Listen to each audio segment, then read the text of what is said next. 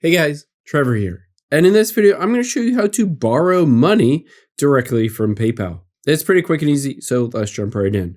Now you can see I'm on the PayPal app on my iPhone. You can do this on an Android, or you can go to paypal.com. It works the exact same. Now, there are a couple of different ways that we can borrow money from PayPal. The first option is you can tap on accounts here at the bottom left. And you'll be able to see if I scroll down, it says pay with convenience and flexibility. One is their cashback credit card, up to 3% cashback, but that's not necessarily what we want. You can see special financing on PayPal purchases $149 or larger, or your pay later spending is $2,900 in my case.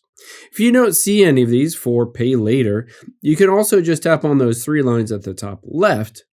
And there is pay later. You can just tap on it. Now it says, okay, my pay later spending power, this will depend on your account. So it might be higher or lower for your account, but this is essentially how much you can borrow from PayPal.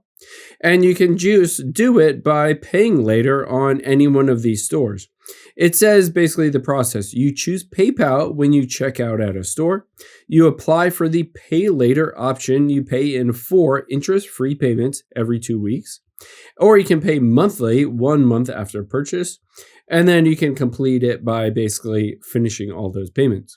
Now you can see pay later stores. I can hit see more in here, and you can see some of these I even get cash back. For instance, Macy's, Ace, you can see a bunch of them I get cash back. And you can see I can go through this and just hit show more. But let's say I want to buy something on Home Depot. If I tap on it, it says, okay, my 1% cash back is activated. And now I can go through the process of buying something directly on Home Depot and just go through the process of checking out and using PayPal to be able to check that out. But when I do so, I'm going to tap that pay later option.